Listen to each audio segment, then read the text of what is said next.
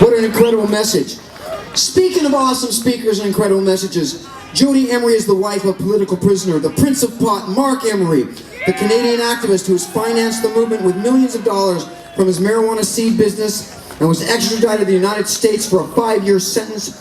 Jodie is devoted to ending prohibition so no one else can suffer the same injustice as her husband, my friend, Marc Emery. Jodie Emery, I love you! I love you too, Vivian, and I love Hempfest. This event is incredible, the size and the scope. This morning I did a radio interview back in Vancouver, and they introduced me by saying I was at Hempfest, where tens of thousands of people were attending. And I said, I'm sorry, it's hundreds of thousands. It's a huge event of incredible people. You are all members of the cannabis culture, whether you know it or not.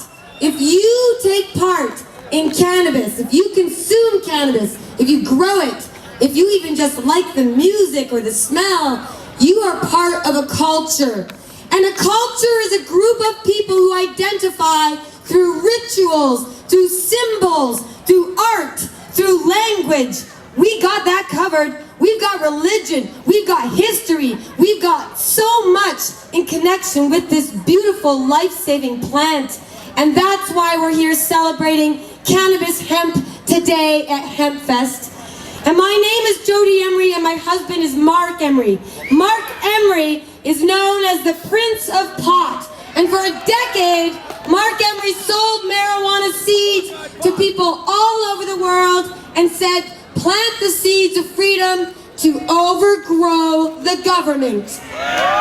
Overgrow a peaceful revolution, not using violence, which is used against us, not using anger and hate, which is directed towards us, but through love and compassion and through overgrowing peacefully, growing your own medicine, healing your own life. And Marc said the millions of dollars raised would go to legalization, and it did. The Drug Enforcement Administration said Marc Emery is the leader of a legalization movement, and they stole him from our home Canada to bring him down here to face life in prison, admitting it was because he financed and led legalization reform, and he did. He helped the American people plant those seeds of freedom to overgrow the government, millions of seeds, millions of dollars, and look where you guys are now. In a legalized state, legalized marijuana. That's been the dream for decades. For people who are still today sitting in prison,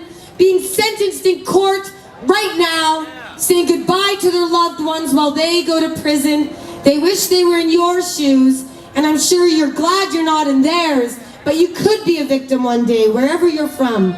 So we must keep fighting. Washington and Colorado, you guys have set the example for the world. I'm from Canada, and I'm telling you, in Canada, the drug war is being intensified. Mandatory minimums for pot, privatized prisons sneaking on in, not letting people have house arrest for cannabis, taking away patients' right to grow their own. We've got a nightmare scenario in Canada, and we activists are working hard saying, please stop this war on us. Look to the American people. Look at their medical marijuana states. Look at their decriminalization. And now, just an hour south of my own home in Canada, I can come down here and hold up marijuana legally. Legally, from the hard work of activists. This did not happen from just sitting around doing nothing and hoping that others lead the charge. You have a responsibility because you are still free today. And as long as you're alive, and even after you're long gone, the fight for freedom will always go on. The fight will never end because our enemies will always try to take away your freedom and your liberty. But you must be a happy, peaceful warrior. You must face your enemy, the government, using your tax dollars against you, and say, you're doing wrong, and you may know it or not, but we are peaceful, and you are the enemies, and we are the righteous, and we are the good. We are the good, decent people, and we are the victims of a drug war that destroys lives every day. My husband was stolen from me for 5 years of a plea deal instead of dying in prison. And right now there are prisoners who are dying in prison. Right now the American prison industry has so many medical marijuana patients and so many others suffering needlessly. So again, you must remember that as long as you're free, as long as you have a voice, as long as you can hold a sign, or write a letter, or talk to your parents, or take part in a march, or join a political party, donate to normal marijuana policy projects, and please donate to Hempfest. But you guys gotta put your money where your mouth is and be active so you can keep fighting for everybody else who's looking to you to set the example. Because you are setting an example worldwide, and we're watching you. Keep on fighting for freedom. Never give up. Never give up, and happy Hempfest.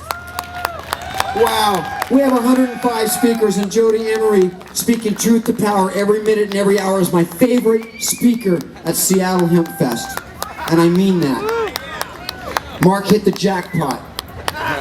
Wes Abney is the founder and editor of Northwest Leaf magazine, The Patients magazine, an excellent publication, a good friend of mine. Give a Seattle welcome to Wes Abney. Thank you, Vivian. Hard act to follow.